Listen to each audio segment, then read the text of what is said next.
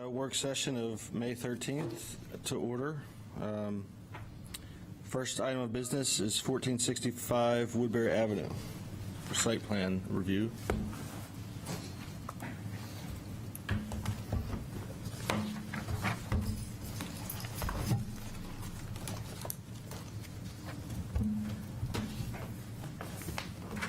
Well, Hey, thank you. Thanks for having us. So, project is at 1465 Woodbury Ave, the front of the shopping center there. We're looking to put in a Citizens Bank in this front parcel area. Citizens Bank that's right down the street from us here is their lease is up, and they're going to be relocating to this location. Generally, pretty straightforward Ford application, about 2,800 square foot bank pad, associated parking, utilities, drainage. So Peter just handed out a few comments that I'm assuming from DPW and planning, and some of these questions that are on here are actually questions that we had, and we're hoping to get some feedback from today. So I guess I can just go right into these. And Peter, if you want to go to the next, yeah. So this is sort of the preliminary stormwater layout. So right now there's that low spot there in front of the plaza, which is noted as this first question. And right now, all of the water from the existing drive aisles and parking lot sheets away from this green space. So this depressed area is only essentially collecting what lands directly on it. None of the parking lot actually flows towards this, which is obviously a big benefit to us because we don't have to figure out how to make up for the detention that this basin would be providing otherwise if the grades were pitched the other way. So generally for this development, we'll only be needing to detain what we are adding for impervious. There is an area of that lawn that we're going to be basically cutting off the flow to, so that's why we have that yard drain located there. As we get into the full drainage design, we may need to tweak that a little bit or increase the pipe sizes to account for that. But that's the general intent of the design. Same thing with the outlet structure. Right now, the outlet is a pipe that runs generally to the north out of that depressed area. So the intent would be to construct a new outlet control structure connected to that pipe. So we'd basically just be maintaining the flows that are going into that pipe at this time. The next few questions about water and sewer services. So yeah, we will get the sizes on there for when we come back for the formal tax submission. I did want to ask about the sewer connection location. There's obviously a lot of sewer infrastructure running through there, and we sort of took a guess at where it would be going, but wanted to see if you had any input on that, or if that's the spot we want to head for. Same thing with the water. We're trying to avoid obviously cutting across Woodbury. So we're looking at running down along the frontage to that water main that runs up sort of the Commerce Way direction, but didn't know if you had any feedback on either of those locations. The water line's not going to work. Okay. It's too far to run. You're not going to use enough water. You're not going to have potable water, it's not going to have enough chlorine in it Okay. to stay potable. So we're going to we're going to make you go out into Woodbury Avenue and tap the main directly. Okay.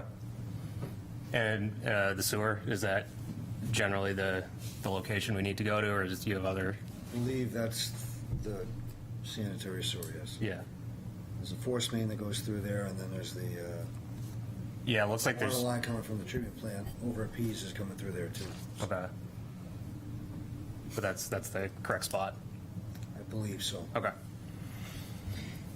On the electric side, we have reached out to Eversource to work through them where we're going to be pulling power from and how that's going to get connected. So that will likely be different when we come back for formal TAC review. Kind of what we're showing here is just a placeholder. All the overhead lines are unfortunately on the other side of Woodbury. So we'll work with them on how to power this location and transformer locations. And then the next question about the sidewalk around the building with multiple bump outs may not be ADA compliant. That's something we'll certainly take a closer look at as we get into the full design. Related to the site layout, though, we did want to get some feedback from the fire department on access that you're going to need for this development. Generally, or historically, you've always kind of wanted circulation around the building. With the maximum 20-foot setback we have in the zone, we have a drive aisle going through there, but it's not, adequate for what you would typically need. So we just wanted to get some feedback on whether or not that's an issue, or if you're going to need to have that full circulation or not. This is a single-story Yeah. bank. Yep. Give us access to the front. Okay. Make sure we can get our truck in to the front drive and out. And we don't need to get behind there. And then the hydrant location should be on the parking lot side. So like interior of the site? Yeah. Okay. And then really the only other thing we were looking for some additional feedback on, and then if there's any other questions, we're happy to answer them, is we had met, Peter, with you, I think that was last week, on the development site conditional use permit question, and just wanted to see if there was any additional direction there after discussing whether subdividing as a separate entity would get us out of that, or if we're still going to be into that development site and needing to carve out community space. Yeah, I think we had a discussion with Trevor also, and I think, if you subdivide it and have it as a separate entity, you'll have to have a bunch of cross easements to access the site. Yep. It was his interpretation that this is, obviously, looks like it's all connected and would be considered a development site. We were looking, kind of measuring out, like the area behind the schoolhouse. It was like an acre that could be set aside for a park. To the right of Market Basket, there's some, Behind, to the right of Home Sense, I guess, there's a big, like a wetland area.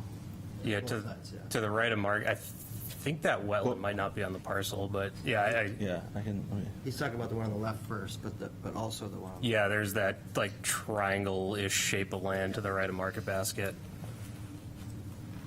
There's also basically the green space that where we're putting that pad. There's there's some additional space there. I think this was like an acre. And then, I don't know, some area here. I mean, you might be able to find 2 acres that could just be designated as park, which can be a natural area for the protection of habitat.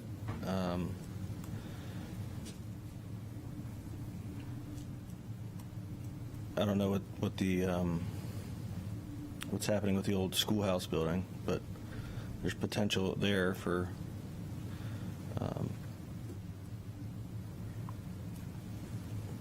and then a little bit in the front, next to Wendy's maybe, or next to your site as well. Chris, do you know if there's any other restrictions on the site with other lease obligations? As far as the leases go, the drive aisle, all of the paving is protected in virtually all of the leases. So looking at the existing The green space is all kind of. So Peter, did you say that even if it was subdivided as a separate entity, that we'd still be into that development site? but it would still be controlled under the existing ownership? I guess it would just be a different LLC or something like Yeah. that. Yeah.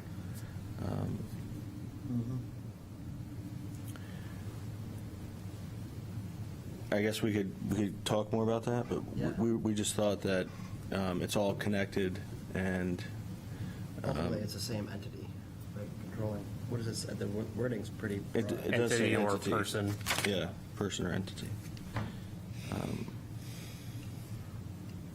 Yeah, we could talk more about that. It looks like it's all still one project, but if you can convince us otherwise, Okay. then maybe. Oh, we can talk as a Yeah, team then. see if you have enough area on the site that you could use as the community space. I would look at that seriously and Okay. rule that out first, I would say. Okay. we can certainly do that. So those are kind of the three things that we wanted to touch on, and I guess if there's any other questions, comments, I'd be happy to hear them. Can we just revisit the fire access quick? I heard that we needed access in the front. Did you just mean that we needed access in the front of the branch, or are you looking for the full vehicular access around the site? I just wasn't So clear. I'm referring to the front as what faces the parking lot, because that's where you access it. So, yeah, we don't. So you don't need access between Woodbury and the building itself? No, Okay, perfect. as long as the hydrant's on the other side, and we can get to the front, that's fine. Okay. So furthering that thought, you're gonna need to bring an 8-inch across Woodbury Avenue in order to feed that fire hydrant. 'Cause there is no water in that part of the parking lot. Right. Yeah. Just be aware that when you draw up the plans this month, it's an 8-inch coming across the road, not a 6, Okay. okay? Yep. Is there a drive-through on this? Yeah, it's on the backside. So we'll be seeking a conditional use permit for that. And we've already been in touch with Eric about getting scoping for the traffic study that's required as part of that, When you say backside, facing the plaza. okay. Your front, your front.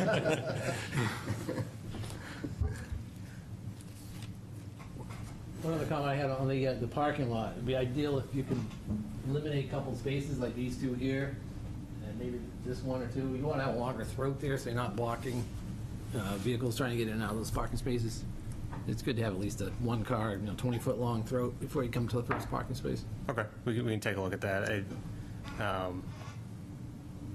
You guys know what Citizens is asking for better than I do, but we'll make sure if we can get rid of a couple of those if possible. The rear spaces, and by rear I mean planned right, those are typically identified for employee-only parking. They try not to take any away from the customers. So that count for what was listed in zoning is primarily met for the ones that are over on the left. But that said, we are overparked. Okay. So we could probably Yeah. lose a few without issue. Yeah. I think even if we can clean up the left side, understanding the right side is employee access, and the bank will be closed when those people are leaving generally. Right. Right. But yeah, we'll take a look at those counts and see if we can knock it down. Okay.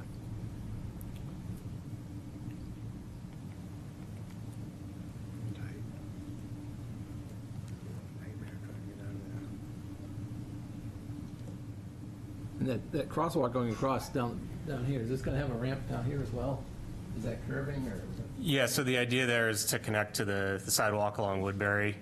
So we'll likely be able to make up the grade so it's just flat and the curb will tip down, but there won't be a physical tip down on the sidewalk. And then on the receiving end, there'll be a receiving tip down Next to the bank?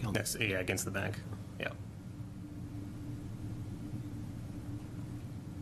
Assume the entrance is on the side where the handicap parking is? Yeah, it's that like bottom left corner of the building where it's sort of the building bumps out a little bit.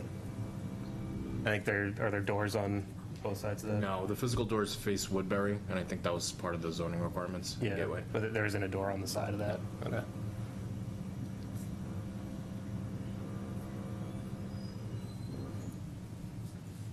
Sprinkler or no?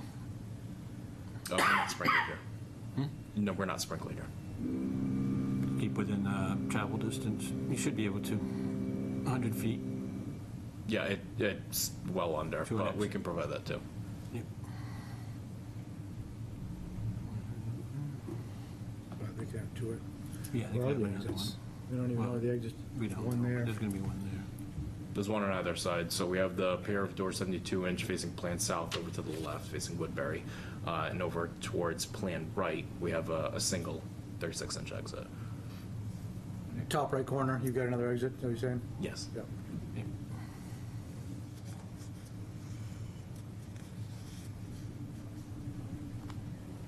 It says you're going to take the tree out that's in front of between the building and Woodbury. Yep. Is that required? And actually, those two over there, they look like they might be, So the two on the left, we may be able to save. It'll just depend on how big that basin ends up needing to be once we size the stormwater. The one in the front's in the middle of the drive aisle. So unfortunately, that one's, and you need that circulation all the way around the building. Yeah. Yeah, we're because we have to work with Eversource too, because their guy wire for that guy pole is in the way as well. Comes onto the property. So there'll be a. So I think there was a preliminary landscape plan that was attached to the yeah, end. it where- was. It that- shows a line of trees, but I just figured if you have a tree in the same line of trees that's established, it'd be nicer. Yeah.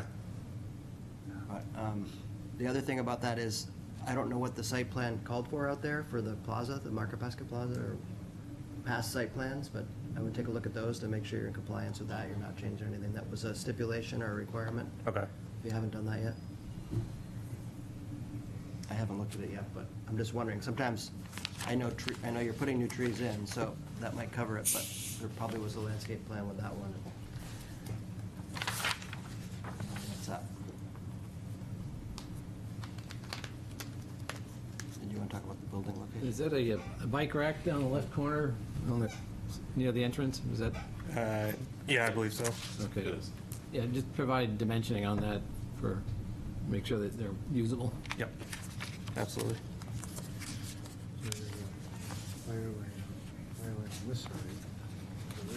And so you'll be able to inch the building a little bit closer so that it's 20 feet? right, Yeah. With Pat's comments? Yeah, we can slide it a couple Yeah. feet.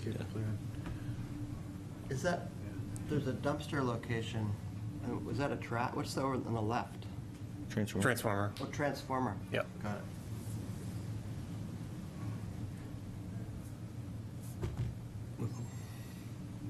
I hate that, mine does the same thing, freeze right up. Just like that.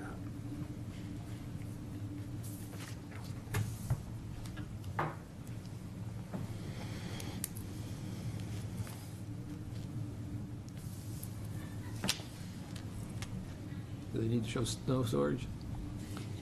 Or Yeah. address it Yep. somehow. Yes, we'll add that.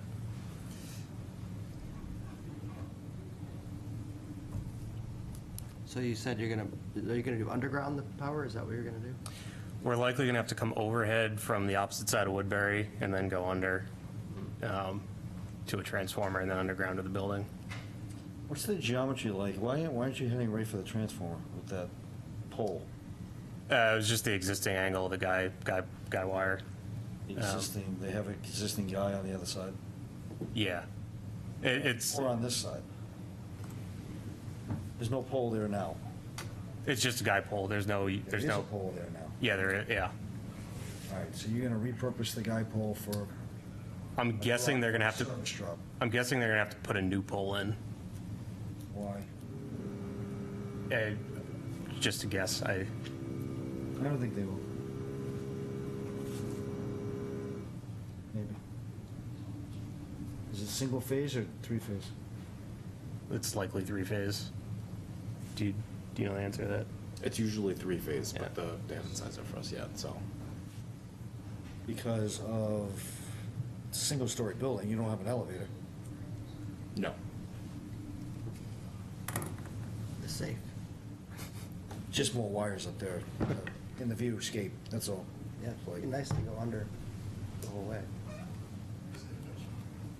Well, it's your purview to make them do that, if you want to. Well, they have to from the street, but not necessarily across the street. Yeah.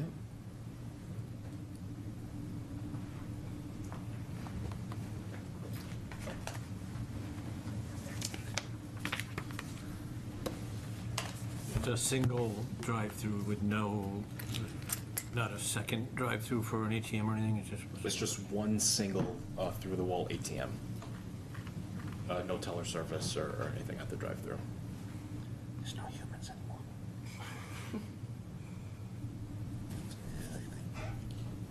AI's taking over.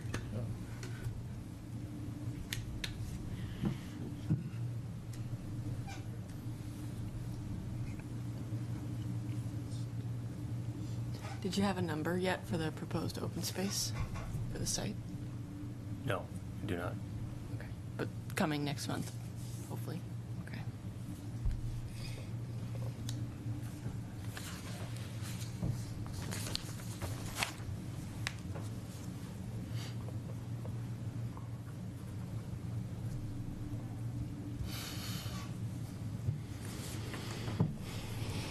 Any other questions? You all guys have any other questions?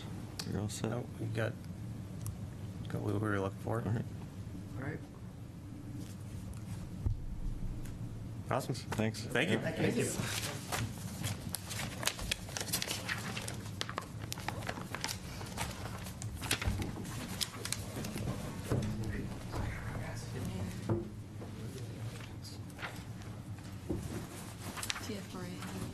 Who is it? Welcome, Chief. I'm filling in for Mike. All right, yeah. Just wanted to have a flashback from, I told him I thought you might have more important things to do, so no pressure, but you're welcome to sit here if you want. That's where he usually sits, but beside Vincent.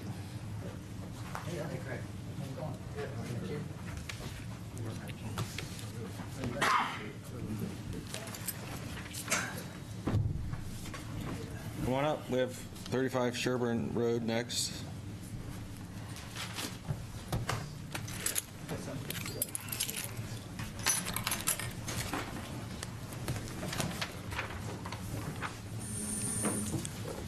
Welcome. We ready? We're ready. All right. Whenever.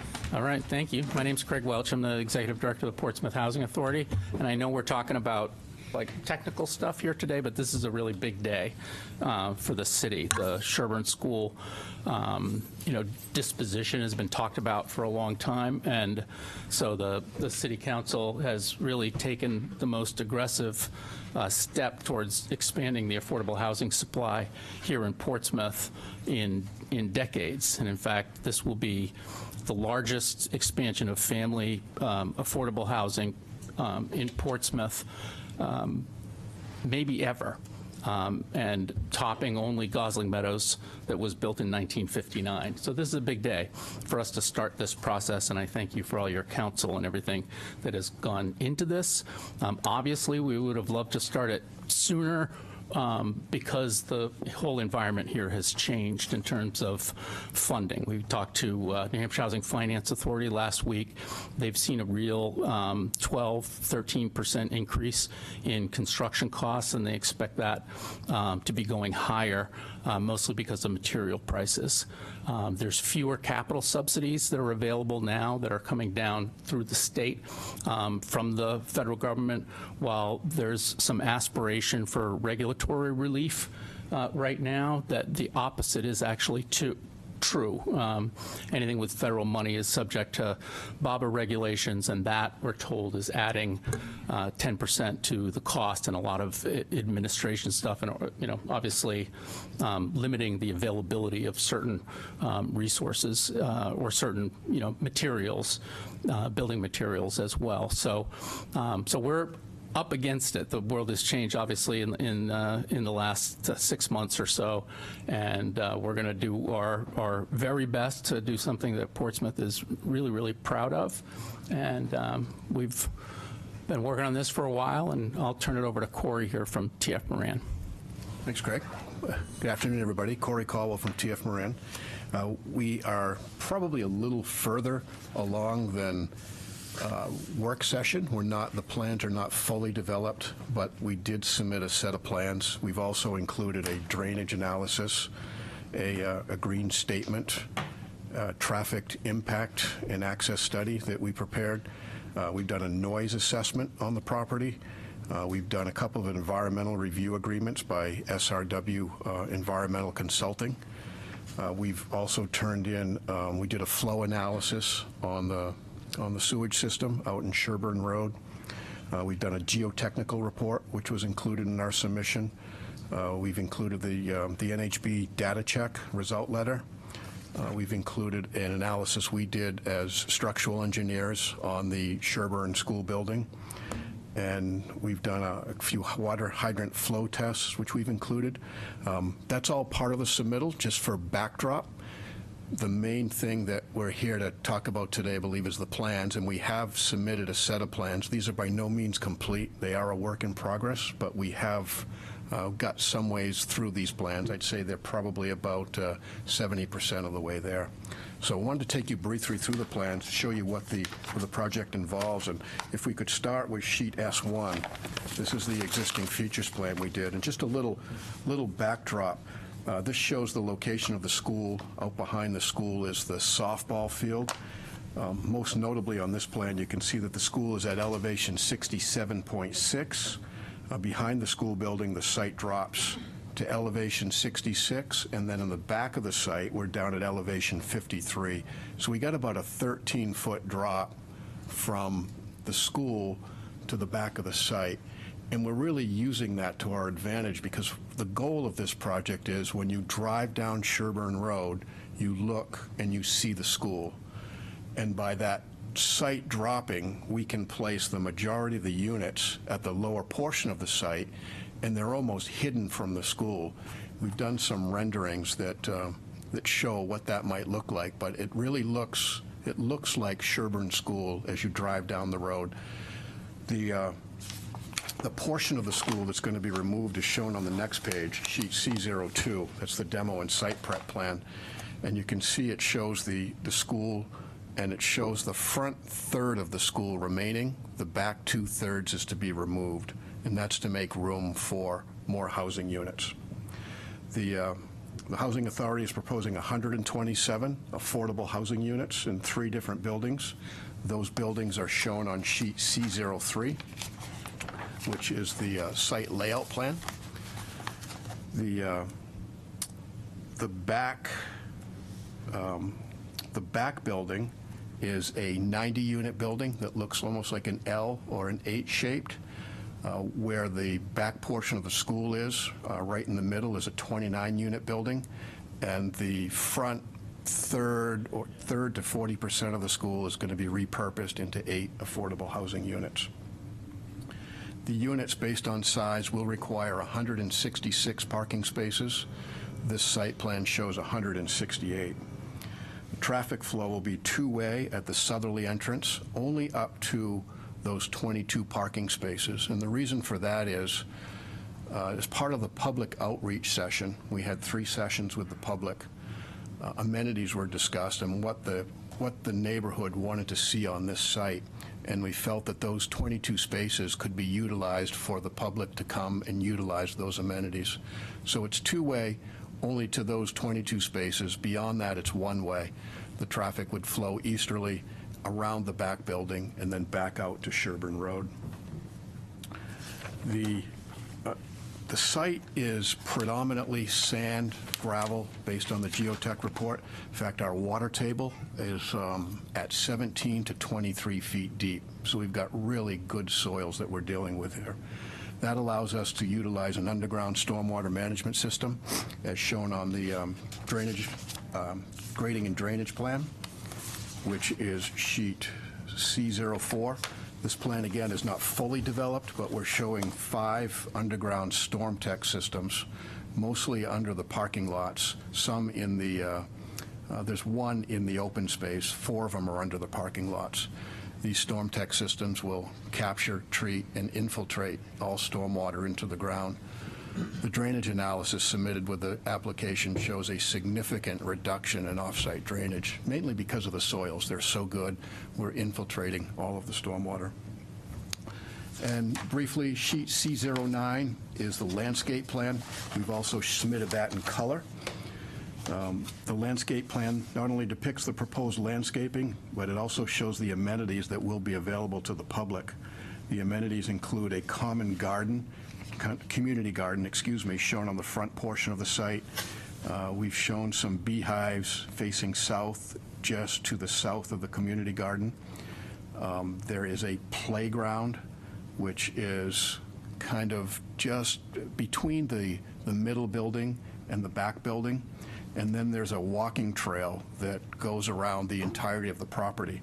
You can see we're showing sidewalk connections to Sherburne Road. At the lower portion of the site, there's a walking trail that comes in off Sherburne Road, goes through a crosswalk, goes down a sidewalk. You can then go back across the sidewalk southerly, and you can see at the back of the site, there's a walking path that's shown behind the parking lot along the edge of the woods, which comes out and then crosses the access drive once more to a sidewalk that goes back out to Sherburne Road. So people can actually walk dogs, ride bikes down this sidewalk and walking path as part of the amenities. one of the biggest things we heard from the public on the amenities was open space. They really wanted open space, which gives us the flexibility to put benches or picnic tables, but just a place to come, congregate, and play. So we were able to, in getting 127 units here, we're also able to leave 41% of the site open as open space. And that's shown on this landscape plan as well as the site layout plan. All the green area can remain as open space. And then some supplemental plans, we've included fire truck turning templates, WB-50 truck turning templates, and then there's a bunch of profiles and details. So that's the overview of the site, how we got to where we are and where we are with units. I'm sure many of you probably have some questions or comments, and we're all ears, and we'd like to hear what you think so far. Oh, actually, before I do that, if we could, Sophia, Sarah's here. Do you have the, Sarah's going to give just a brief overview of the architecture. Can I interrupt you just for a sec? There's some comments that Public Works put together right before the meeting, so sorry I didn't get to it sooner, but it's a work session. You guys are with the next.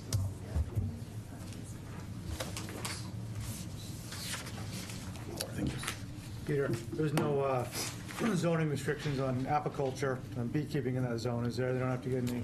No variance? Well, not, it's zoned municipal, so. I've dealt with that before at a different town. It was a really big deal, so... Oh, really? Yeah. No, I've never seen that. This says 126 Lang, is it somewhere else? Sorry. Oh, okay, I'm sorry. They're all on there, sorry. This is for all the... Got it. Yeah. So as far as the architecture goes, we've been focusing on, I think as was presented a moment ago, maintaining the sight lines from Sherborne Road so that the school building is predominant architectural feature. As the site topography leads us down into the area behind the property, the bar building in the middle has a sloped pitch residential feeling to it, so really speaks to the architecture of the existing school building. And then as we progress further down the site, it's sort of a transition point between the two architectural elements, the three architectural elements together. So at the bottom of the site is the back building, which is 90 units, and that is a more contemporary aesthetic. It's designed primarily to maximize efficiency. We're really looking for a high-performance building, looking to maximize the number of units we can fit into the space and really emphasize both performance and maintain a reasonable relationship between all three buildings from an architectural perspective. So, we did have really beneficial feedback from the community for, a site that embraced all aspects of residential living, which is a little bit contemporary and a little bit classic.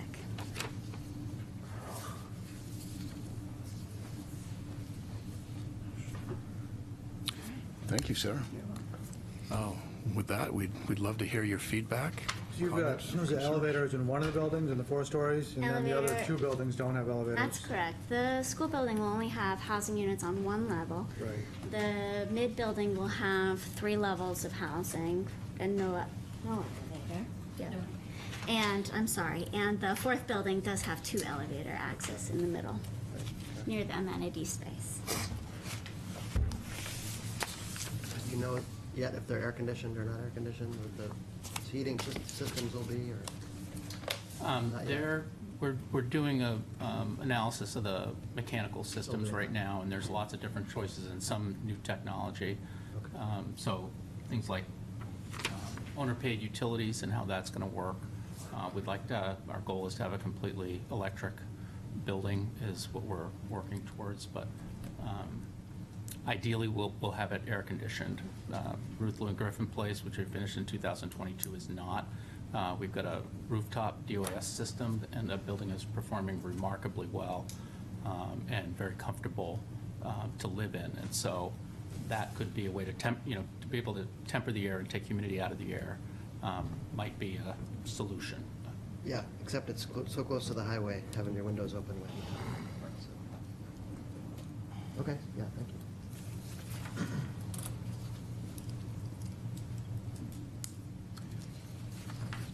Just wanted to point out, there is a noise study that we did submit that shows,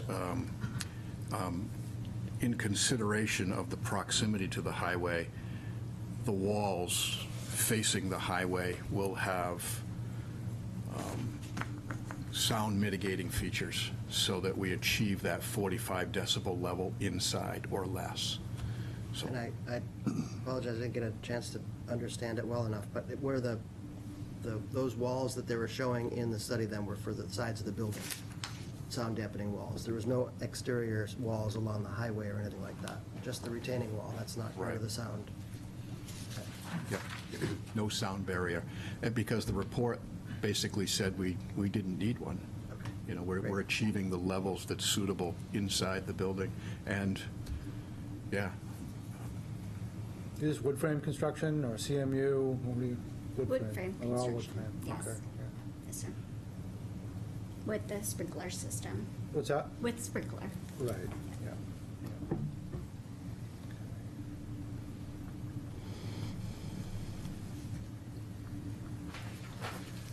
So speaking of sprinkler system, we would want two separate services to each building, one for domestic and one for the sprinkler system, all the way back to the main.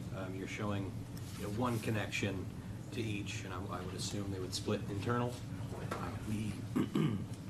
We require two to each building to separate domestic and fire. And that, I guess, opens up a few of the other water comments we have on the water and the gas are extremely close together. We typically like to have them a bit farther away for ease of maintenance in the future. The water main looks like it ends at a pretty hard angle at that hydrant. We typically like a straighter connection with an anchor T. Let's see. We look at feedback for where the fire department would want the hydrants, because the 8-inch line has to go around, might even need to go all the way around the campus in order to provide fire suppression. So that's one of the key considerations for the layout for the water mains, is where you want the hydrants. Yeah, and I think we need hydrants on both sides Of of the buildings. So, north and south plan view? yeah. Yep. So would they be able to go down that middle walking path then, and not wrap around the back of the building, or do you want the hydrants at that back of We that? could probably do that. Depends on where the mechanical room is. Yeah, that's true too. and I failed to mention that path is actually, it's a grass paved path, so the fire truck can turn and go down that path. Yeah. It would be fire truck ready. So that, I think we might have to maybe adjust the landscaping plan for that, because it looks like we might be driving through some of your, I'm not sure. Those are meant to be on the edge. I think it's the canopy, but yeah, certainly understand your point. You know where the mechanical room is gonna be for the big building? For the big building, the mechanical room is pointing inside the inner U on Plan South. It's that interior corner, Right there? Plan South, exactly. So it might actually make sense to run a water main down the grass path, so that you can service both buildings from one spot. Yeah. Yeah, we were looking at. And provide fire hydrants on either side of the building from there. One on either side.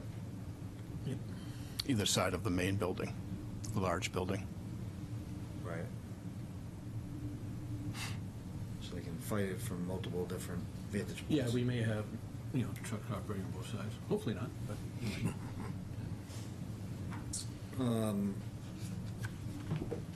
Sewer line where it shows tying into Greenland Road is tying in at a weird angle. Much prefer, almost will insist on going down that, where you're showing that path along the community garden, and going down underneath that. That'll get it out from underneath the dumpster. The only thing that's there are those two monitoring wells. I'm not sure what they do or if they're active, but somewhere along that pathway would be great. That way it can tie squarely into Greenland Road, be a connection to the sewer system. We're gonna want a letter from Eversource on how they're gonna power these buildings, because it's gonna be a significant power upgrade. We wanna make sure they're not gonna have to clear cut the rest of the road in order to get power here. So, we're gonna want to talk to Eversource about how they would power this site, what the implications are for the rest of the road to do that.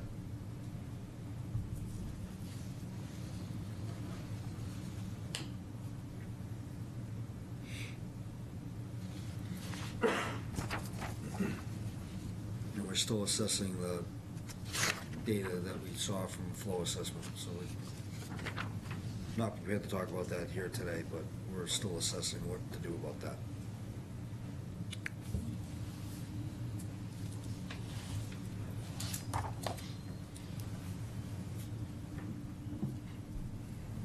It's nice that you got the walking trails on here. I'm just wondering, in the back walking trail or the one to the northeast, what's that rectangular feature? That's a pad for a future maintenance building, just a gravel pad. I see the bike repair, bike storage. Yeah, we're not sure if the maintenance building is going to be necessary yet, so on the site plan, we just made it pad ready. And there was some nice established trees on the south side of the site. Any chance of saving any of those? Perhaps, yeah. Are you talking about at the entrance, or? No, on the south side in the middle, kind of? Yeah, there's a bunch of maples there, large maples, 4 maples. And we've actually shown three of Some those. trees, I can't tell if they're new or existing. We've shown 3 of those to be removed because they're close proximity to the sidewalk and building, 1 to remain. Yeah, can I? Please. My name's Jack McTighe. I'm the engineer with TF Moran, the site engineer. And one of the reasons is, believe it or not, there's actually quite a bit of cut going through that area. That area is about 5 feet higher than the road, and in order to get it in, we have to cut through there, to make it more of a flat area. And we could leave the trees there, but they would not survive, so. Okay, anything you can do to save them? They're big trees. What were the results of the flow tests you guys did with the water system? We're having the MEP look through those. It was, we have to, probably going to have the fire hydrant be, you guys could talk to the fire suppression in the buildings, probably going to have to be pumped to get to the 4th floor. We'll need a domestic water pump. That will be required. But with the construction type, we will be looking to not use a fire pump if that's a possibility. Still, obviously, being evaluated by the team. Okay. The pressure, I think, was a little bit on the low side coming in. There wasn't a big drop, you do the 20 PSI test. There wasn't a big drop, but the initial pressure was lower than I had anticipated, so we're just having an MEP look at it and make sure everything works. Do you think you may need to loop the water main? That's one of the things we discussed, but. So you think that you don't have enough domestic pressure, but you have enough suppression pressure? That's what I understood from our conversations just this afternoon, but obviously I would defer to them and note that it was a conversation just today. Yeah. I want to make sure. Absolutely, absolutely. Don't think of it being that high, but that's one of the highest places in the city, so you're Yeah. gonna have low pressure. Yeah. Because that'll change obviously your generator Yeah. demand. If you're powering that fire pump.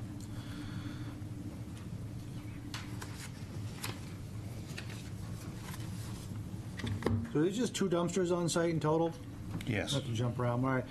And you get that 1 dumpster serving the the 90-something unit, right, like the 4-story building, and a smaller one that serves the other two.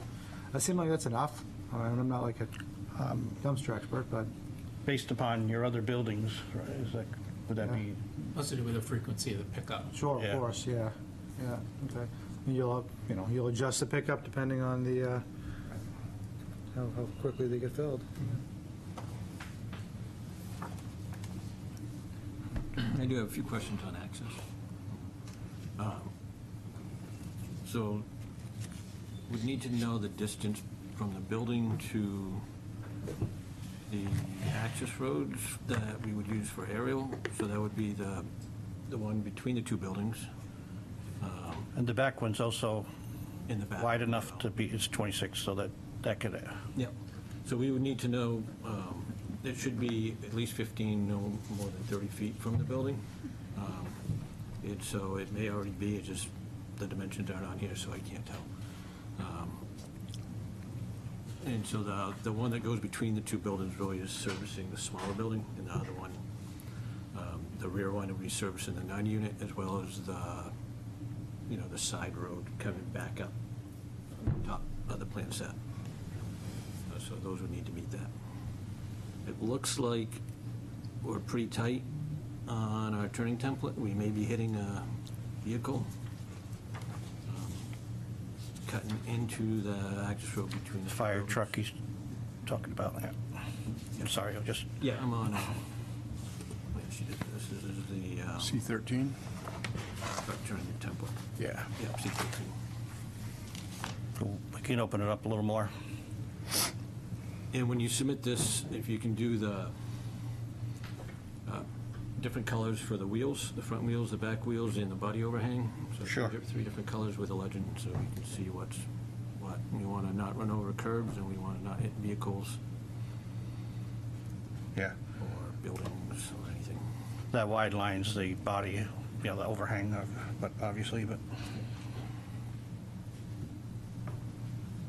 So we're really tight on the handicap space on the left, and also on the one on the right going into that, as well as across the street, we're pretty tight. I'd like to see a little bit of room for air, snow, pile up.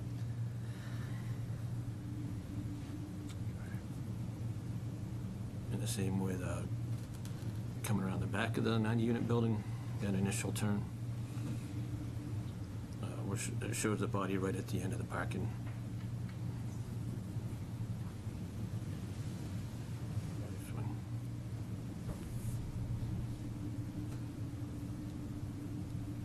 And wheels right up against the curb on the following turn coming back out. Is that going to be a curb there? Like a raised curb where the generator is? Mm-hmm. Yeah, that's a vertical. Right next to the hydrant, Right. too. You run into that thing. Oh, you don't? Yeah, the hydrant's probably going to end up here.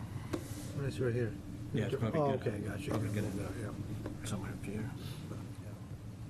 What plan are you on? I thought it was on the same one. C13.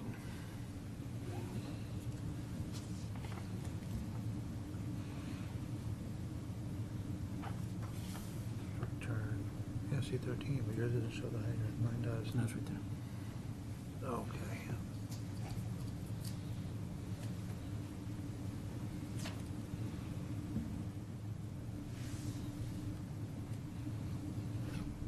So if you could just show that a little better, show the dimensions, and no, we're not curbing our tires, those very expensive tires. Sure, yeah. Yep, makes sense. And again, as I stipulated early on, these are, they're not by any means 100%. There's more we have to do to them, we understand, but these are great comments, we appreciate them. Another item related to access is sightlines. I know we've gone over that. You have the sightlines, but if you could have a plan that would show, the profile and the sightlines, that'd be a good visual of it. yeah, And then for the second, the two-way driveway down here, what I'm concerned about is on the landscaping plan, that none of this Yeah. landscaping will block the sightlines, because you have a nice clear area there now, but it's nice to have landscaping, but you also want to be able to see what's coming around the corner. we'll definitely move it out of that area. I saw that when I was looking at the landscape plan myself. As long as it's, We'll create a site triangle, like maybe a site triangle easement to make sure that it stays clear. yeah.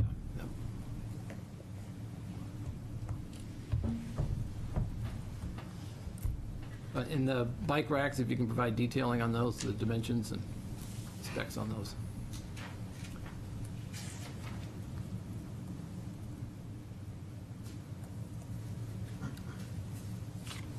And there's a crosswalk there. It appears to just lead into a curb. That one up in the middle there? Yep, right there. So that needs to be ADA compliant, whether or not it's, if you have a landing on the other end. It's just to provide access to that rear parking. I mean, we could put it into the parking lot if you want, but it was mostly just to get across. Yeah. I guess we could put a little chunk of sidewalk over there. Yeah.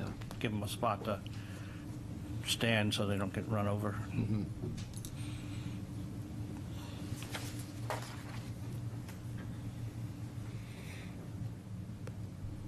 Is the parking, is there any visitor parking? Have you designated any parking yet, or There's one space for 5 units, or I believe it's what. is it designated, or? Yeah, Know it's- where they it's- can go if they want to go walk on the trails or whatnot? It's part of the calculation shown on S3. But as far as visiting parking, we have. C3, excuse me. We haven't marked them, I don't believe, but we're going to put 15-minute parkings on that back side of the 90-unit building. We figured those would be kind of like visitors or temporary people coming in and going out. For people that are unloading or something like that? Yeah.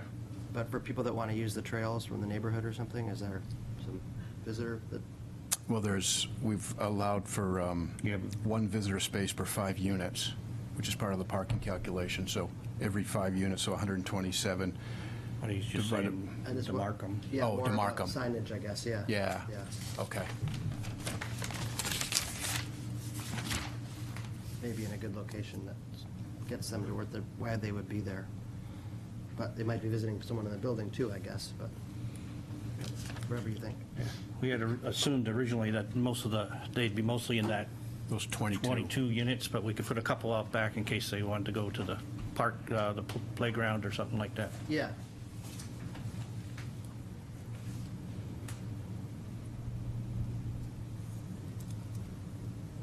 How important is it to have the one-way flow, after that first parking lot there? Width-wise, it's really close, but, you have to go 24 feet. We have 20-foot aisles in there right now, so another 4 feet, and we're right on the edge of that parking area, that property line that's on the right edge of that triangle. Yeah, because it's a 20-foot aisle in this parking lot, right? 24 in that one. Oh, it looks like it said 20, but. It's 24 where you come in, then it narrows down to 20 where it's one way. Yeah. So again, those 22 spaces are two-way. That says 20 there. Is it? That's not touching the lines. It should be fixed, so. Yeah, that's where the 2 arrows are. It's 24. The next one to that one. It should be stretched between those lines. It would show 24 if it was stretched between the lines properly. And then it drops to 20. Then that's the one way.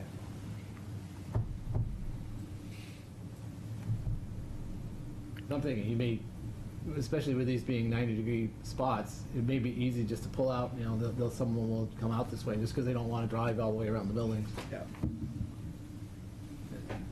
I don't have a problem with that, but I don't know if maybe if you have a problem with that. It was, you know what it was? A lot of it was, we were concerned about stacking at the intersection. We didn't want to provide two-way entrance around there because there's such little space, at that Sherburne-Greenland Road intersection. And we didn't want the cars to stack. I guess in the morning, according to the neighbors, they stack now. People going to work, and we didn't want to exasperate that. So we said, let's just make those 22 spaces two-way, and then the rest is one-way, so that when you come back out to Sherburne, you've got to go to that northerly entrance and down. That was a big reason for it. Okay. If there was a way to engineer it, would you be in favor of that? Yeah, I think when realistic, people are going to take the shortest path, regardless of what the signs say. I think. But we also would prefer. Just inviting trouble. Yeah. Yeah. We'll put some of those strips that pop the tires if they go the wrong way. I have a hard time believing that there's a backup of cars there at that intersection, but I've never seen it. no. That's good. If there isn't, at the community outreach sessions, they told us it was an issue, a problem. But it was stated as mainly a problem in the morning, not at night. Yeah. We can- One or two cars is not a problem. Agreed. I mean, it would probably take, what, 4 or 5 cars just to get back to the driveway, right? At least. Yeah. I don't see that as being an issue.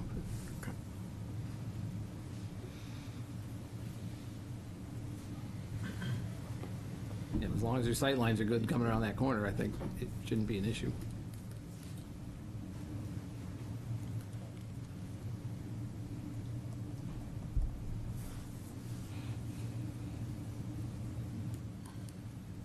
Does this plan reflect the new radius on that corner too? The ones that was, Doesn't look that way. yeah. Because we did tighten that up, what, a couple of years ago? Yeah, it's, 2 years ago. we are updating that section of the plans because the existing conditions got updated. That if you look at the existing conditions, you'll see a tighter curve in there and then a little narrower road, but Yep. 'Cause that helps to reduce the speeds coming around that corner too.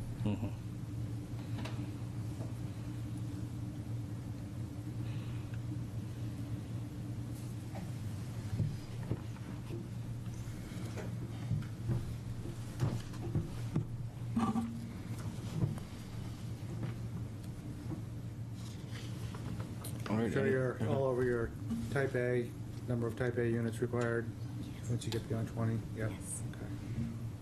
You also need 5%. Yeah. 5% fully accessible You units. say 5%? Yes. Oh, that's good, yeah. You say fully accessible or type A? Fully accessible for NEPA. Okay. Do you have roll-in showers and? Yes. Okay. Do you mind just talking a little bit more about the roofs and if they're solar ready or if they can Absolutely. have access, things like that?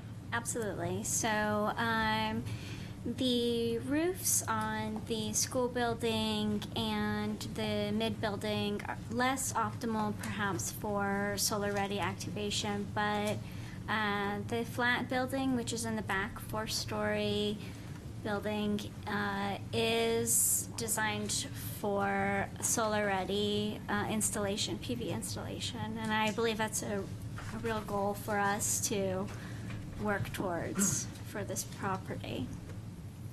Great. So it has a fairly robust flat roof area, which will allow for really optimal locating of solar PV installations. And a small soffit, which will help, also manage any views of rooftop functionality. Thanks. So you're not going to have the roof will be covered with rooftop units, or trying to manage?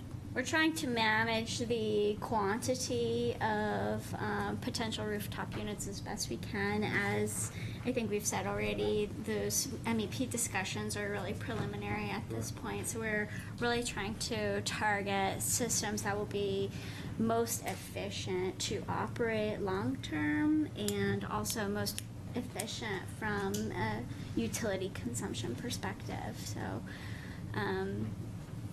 it is a goal to not have many ground-mounted, certainly outdoor units. If we could put them on the roof, if we have to split them up, if we can reduce the overall number, those are all conversations we're actively engaging in. Yeah, okay, thanks.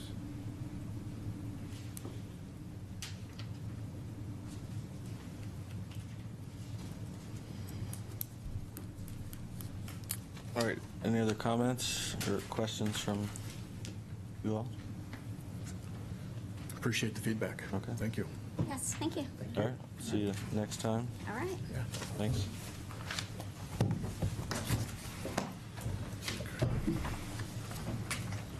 Has anybody do something yet from RPD? Is that? Oh, yeah.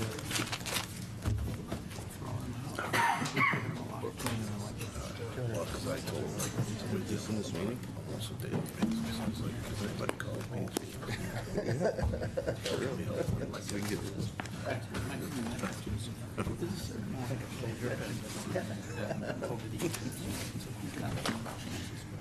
Well, he's one of those, Jesse.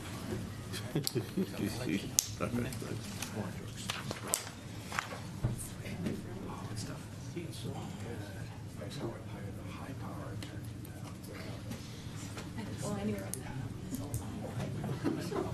All right, next up, we have 126 Lang Road for site plan review. More affordable housing projects, that's what we get these days. One meeting, that's quite a bit. I know, I was kind of surprised. We're all in one meeting, but my name's Nicole Duquette with McClure, McClure Engineering. And here, I've got the whole team here. So again, affordable housing seems to be the name of the game today. Actually, workforce housing according to the regulations. So this site, just to start out with the vision of what Service Credit Union wanted to do on this site. The site is a 26.7 acre site. It's formerly Ralph's Trucking. So it's come a long way from those days. I do have aerial images in my bag too, if you're interested in seeing throughout the years from the 1970s to today. Service Credit Union bought the site at probably 2011, 2012-ish, and they constructed their building in the front part of the site. Since then, Long Meadow has connected to Lang Road, and the back portion of that site, of the Ralph Trucking site, has been undeveloped. There's 26.7 acres there. It's its own lot now, and if you go the sheets before that, it's the existing conditions. 2 blank sheets kind of got thrown in there. Sorry about that. So 26.7 acres, a lot of it is wetland area or within the wetland protection area, the 100-foot wetland protection area. So we probably only have about, of the 26.7 acres, about a little over 10 acres that we are using for this development. Just to show where we're on the page. So plan left is the Service Credit Union campus. If you go plan south, there's that weird shaped wetland there. That is actually a man-made wetland that was created for stormwater. So that is a stormwater wetland made to handle some of the stormwater for the Service Credit Union. On the site, on the lot that we're working on, there is a couple of drainage easements on that lot as well that are planned south. One is for a existing bioretention area, which receives water from a little bit of the Service Credit Union site, but mostly from Long Meadow, and a drainage culvert that goes to the drainage swale that connects to the wetland that's contiguous with Berry Brook. There is also a man-made what we think is a man-made pond that is kind of that central isolated wetland on the map there. We just found out it is the season, right, Kate, where we find out vernal pools are on our site. So even though this was flagged back towards the winter, we're now finding that we do have vernal pools on the site. So one is located in a small wetland towards Lang Road. There's like a small isolated wetland on Lang Road that's possibly a vernal pool, plus the small wetland to the side of the pond, and then one lower planned south of the pond, the man-made pond. So we have our site constraints on this. Not to mention that the soils out here were probably stripped and replaced with not so suitable soils. So we are dealing with one, lot constraints on usability of this lot, and two, some items that are going to be a little bit cumbersome on the financial aspect. So we are trying to make this, as feasible, economically feasible as possible to provide these affordable housing units. So Service Credit Union, their vision was to create affordable, desirable housing to serve the community. And that we've been in conversation with them for over a year now. We had a charrette about a year ago. In June, so almost exactly a year ago, to meet with the neighbors and the neighborhood and anybody that wanted to talk about this. So we did, I wasn't there at the time, but there was good response on what the neighbors wanted. They wanted something that did not, you didn't see parking lots right away.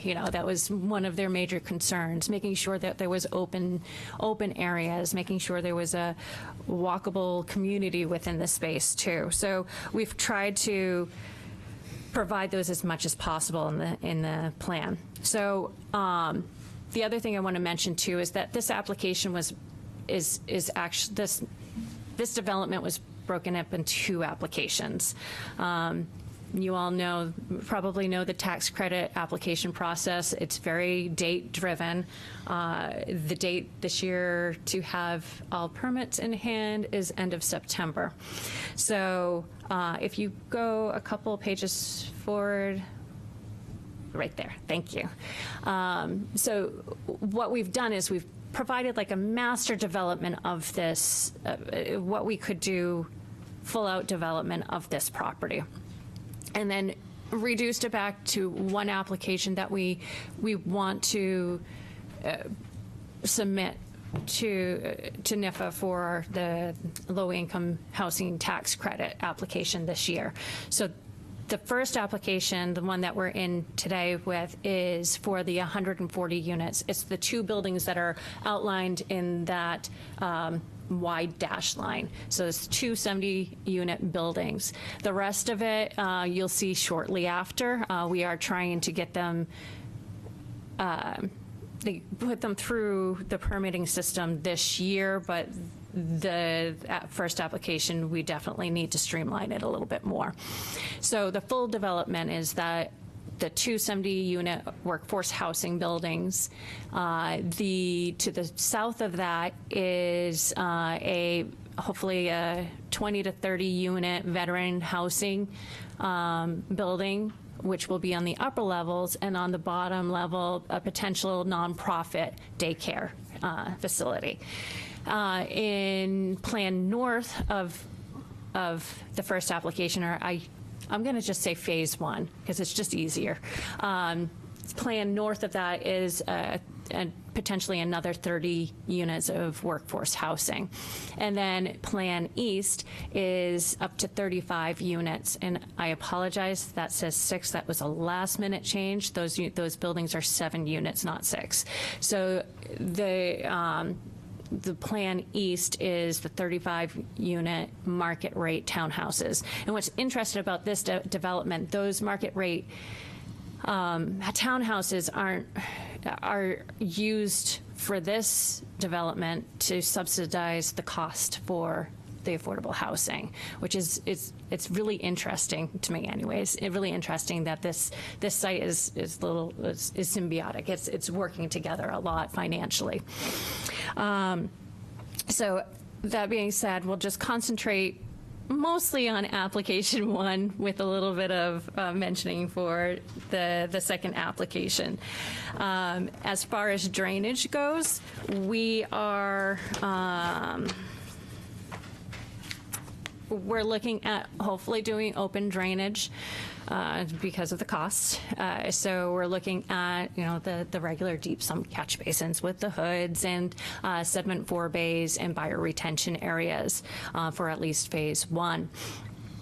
And then our utilities, unfortunately, sewer is not near this site. We have sewer for the residential development plan.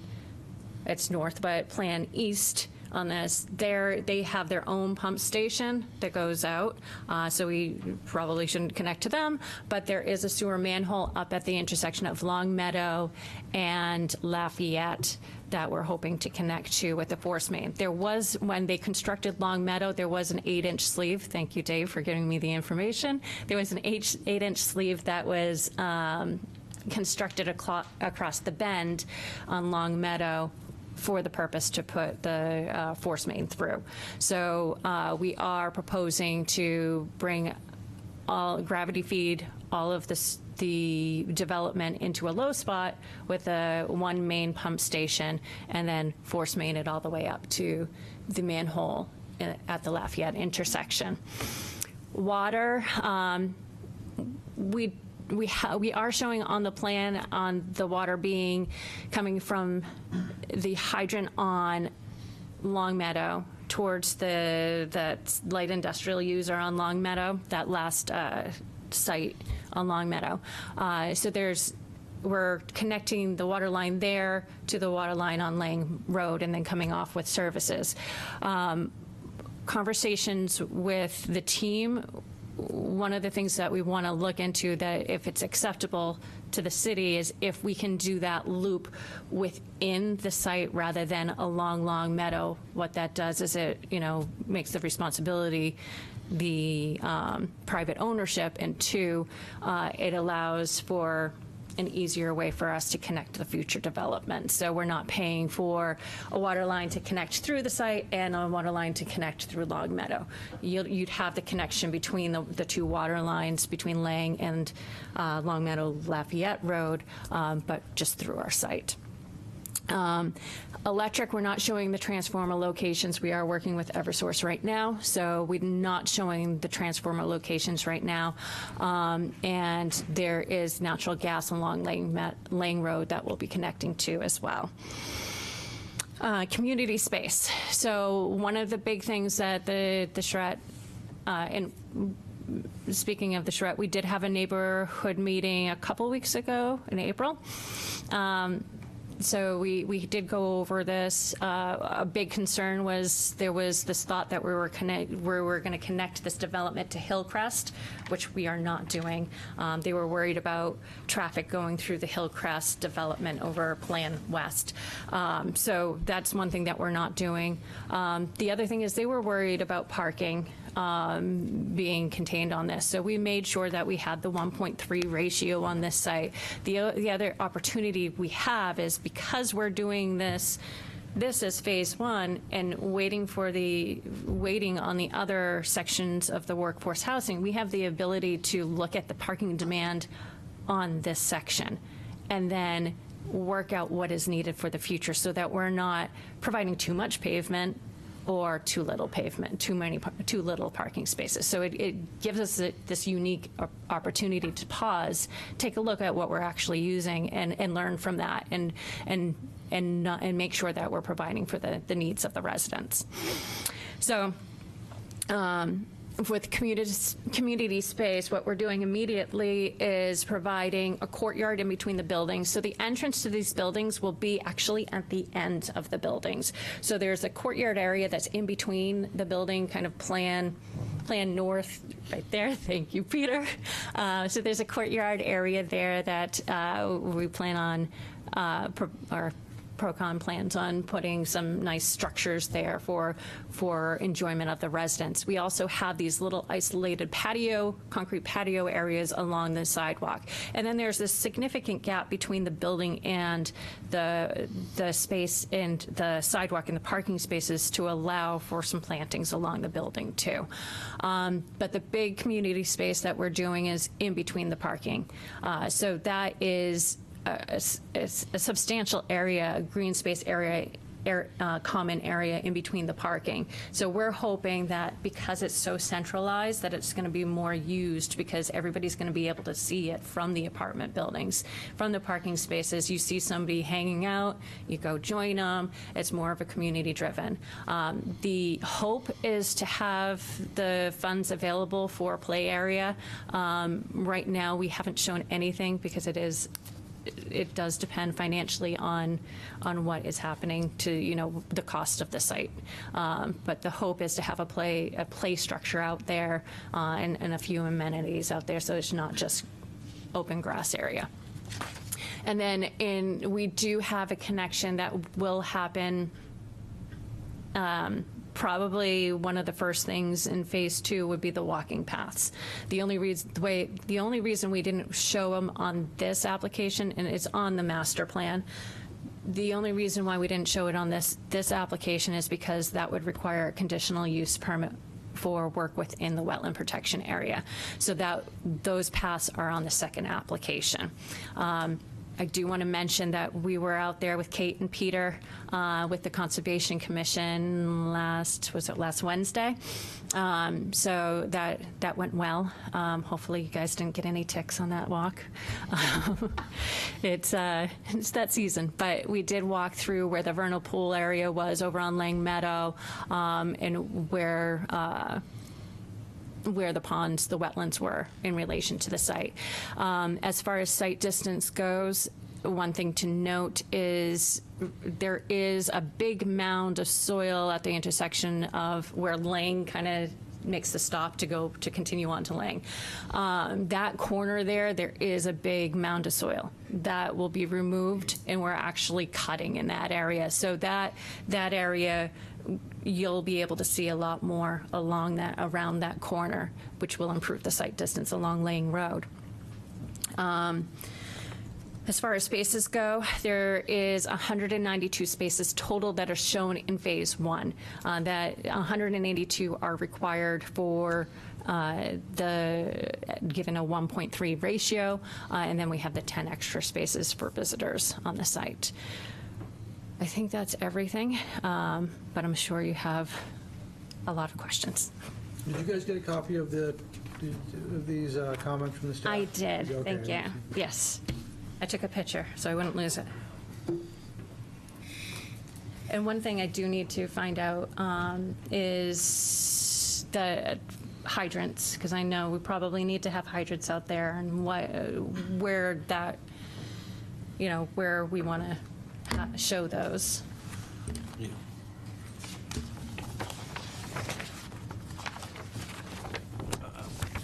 Go ahead, Pat. Yep. So preliminarily, I'm thinking north being the bottom of the page. So the one to service the east building would be just north of the building,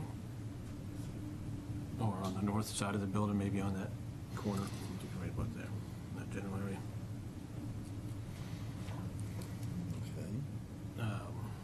And then what up? Do you mind if I come over and just see what you're doing?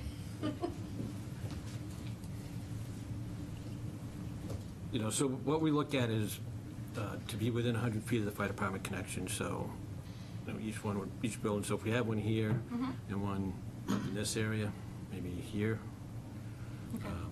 that allows us enough fire department connection here and here. And then if we lay a line on one side, trucks can still get around from the other side. Yeah, okay. We'll be fine with that internal loop. Oh, wonderful, thank you.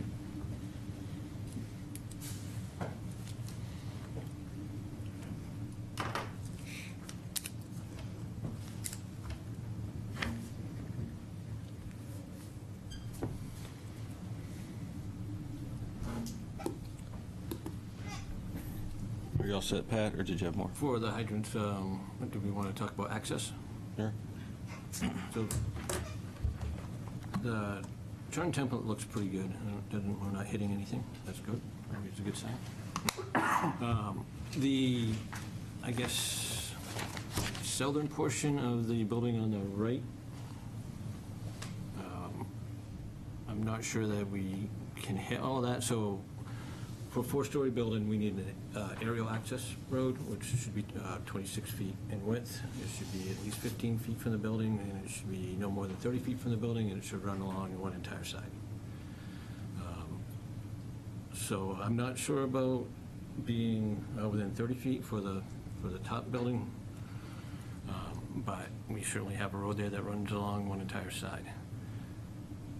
The other buildings is more of a challenge because we're not hitting the top part of that entire, that side that we're accessing. And I'm not sure that we could hit that side with our stick. So you're talking about the one that is planned right? Yeah, where the, Yeah, yeah. okay. So Right you in might that need, area right you there. might need to rough in the gravel road that's on the Phase 2 plan Right. as a fire access road. Right, it can be emergency access. That's where the water only main would be anyway. type of thing. Mm-hmm. So you might not end up building that section, whether you want to or not. Right. And the corners are especially important to us, because that's where we try and set up our aerials out of the collapse zones.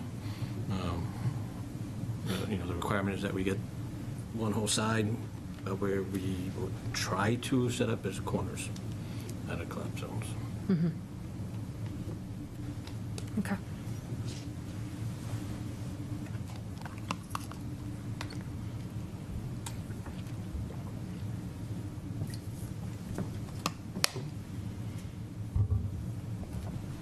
So would you try to reconfigure this parking area so that it is squarer to this building, so that you could use it eventually for this and for this? You're saying you want access to this We whole don't- side, right? well, no, we don't need the back This side. is that same building that you were So talking we about? could get it that way, from going on the back instead of the front, but if we have access to this side of it, that's fine. One side is okay? One side, one entire side is okay. So as long as we get something to the plan right of that perpendicular building. We're Yeah, good? I guess Okay. that's a concrete patio, is that what that is? Yeah, that is concrete patio Yeah, there. if we could get into that area and then, get out of that area, that would be fine. So you want that mountable so that you can get into there with your Yes. fire truck? Yeah, mountable and. Okay. We need to be. Yeah, look we into can't drive that. through the parking spaces either. We'll have to work on that. Yeah. And Yep. and there may be other ways to meet the requirements than that, but that's what. I think- have some landscaping in there and other stuff for the residents. I think we'll be in touch. I think we can figure out 26 feet. Yeah. Did you talk about sidewalk access up to Lafayette Road? No. Something that we need to do, or? Well, the credit union already has halfway down into their parking field, right? Mhm. So I would imagine you have to extend that existing sidewalk all the way down so that residents have a way to get to services. Okay. Because other than that, you're kind of trapped down there. Actually, speaking of trap down there, that brings up another point. So we do like to have more than one way in and out. Which by having another way, even if it's only emergency vehicle access only, might solve the problem for the aerial access road. But particularly with residential projects like this, we don't want to have a situation where if, for whatever reason, that access road is not passable, we can't get there at all.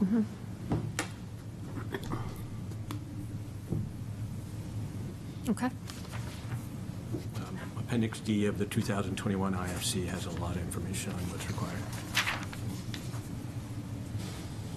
I'm wondering about that second axis. Is it where it's shown here? I wonder if it would be better off just putting it right opposite Lang Road, right at the apex of the curve. We It's could get funny, it- Eric, because I knew you were going to say that, and I was thinking about that back there. It would require some grading, but it might be the better way to do it. That way, it meets with the fire department too. Yeah, we'll look into that. Unfortunately, it also triggers a need for a variance for a second driveway on a lot. You're allowed one driveway per lot, and so this new one would require a variance. So could we possibly You could make make it an Doesn't mean emergency support way? that. Right, doesn't mean we wouldn't support it, but you could, Yeah. So for the first application, maybe we make it an emergency access, so we don't need the variance for the first application, but the second application, we make it public access, which would need the variance? or you could have a lot line somewhere. It could be a separate lot somehow. Okay. But if it's fire access only, they wouldn't do variance.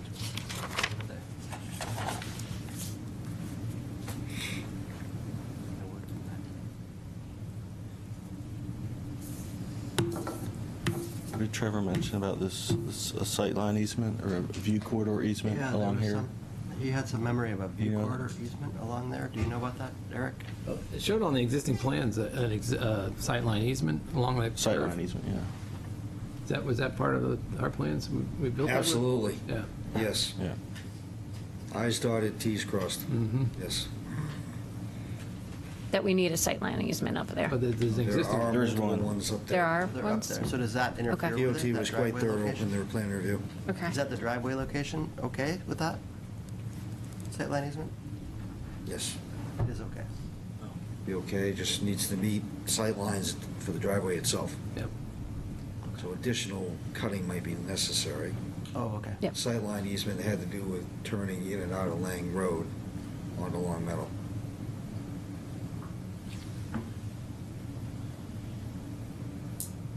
Not insurmountable.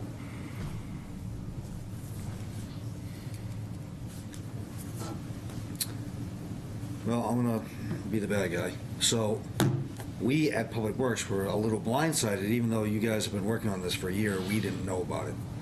So,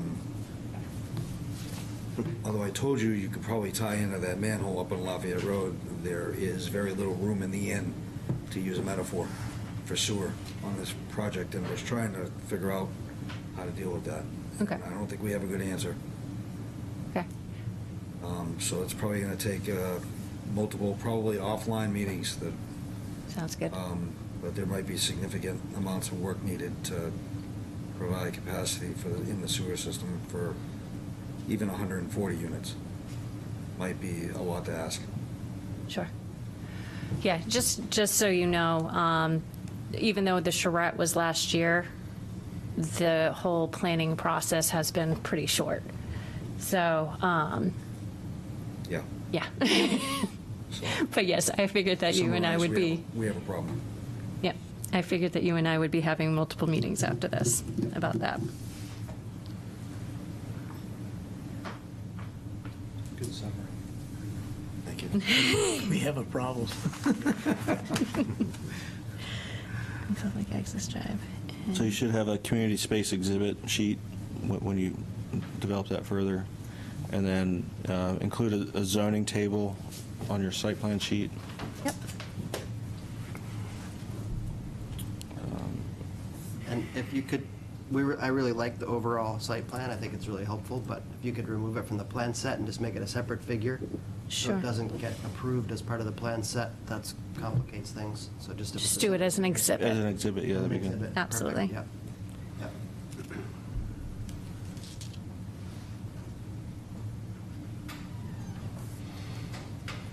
And I brought it up on the site walk, but I'm gonna bring it up again. And I know it's a design thing you've already worked past probably, but I'm gonna ask again anyway. If you could look at the possibility of parking under the buildings, even if it's at grade with a podium building, just take a look at how much it saves you in terms of plowing and maintenance of the driveways and sidewalks, and whether it's something that you can factor in or not. Just reduces that, reducing that amount of impervious surface is also going to help you in your conditional use permit and your next phases of development too. So, something to think about.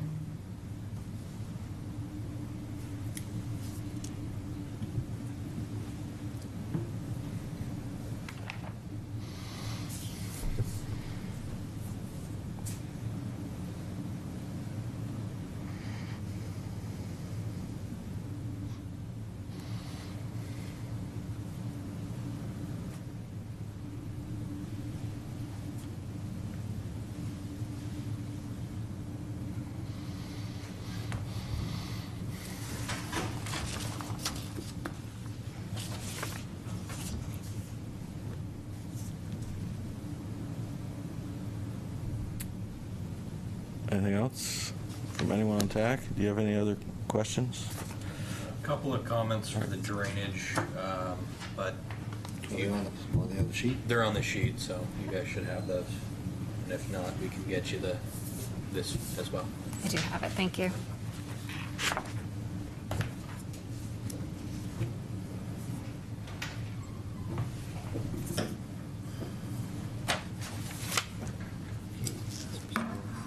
Did the traffic study looked at the whole project, or just, did it break it into phases? It looked at the whole project. In fact, we were initially looking at more units than this plan shows, so it conservatively has those extra units. We had to reduce down to this because we felt like that it was just a sea of parking. If we were going to increase to 70 units to the page north. So we reduced the number of units down. So the traffic study's conservative. Yep. And that was, thank you for the suggestion for DOT. They do want to see it, so we have submitted a driveway permit Okay. into them as of Thursday, Yep. last Thursday.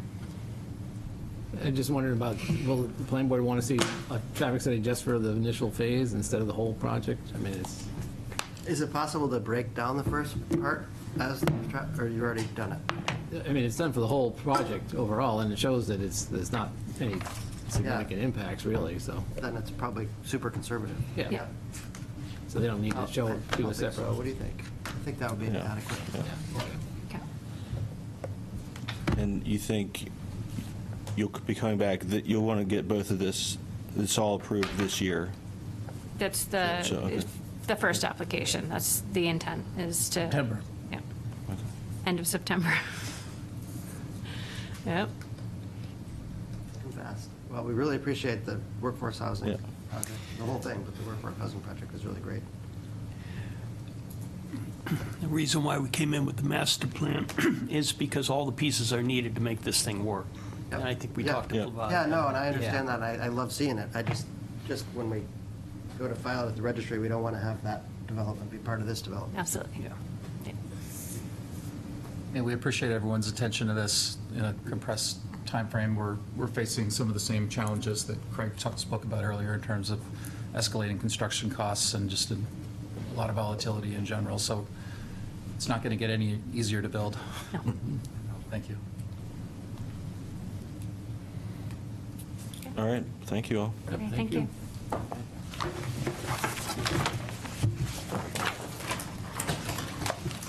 All right, with that, we're adjourned.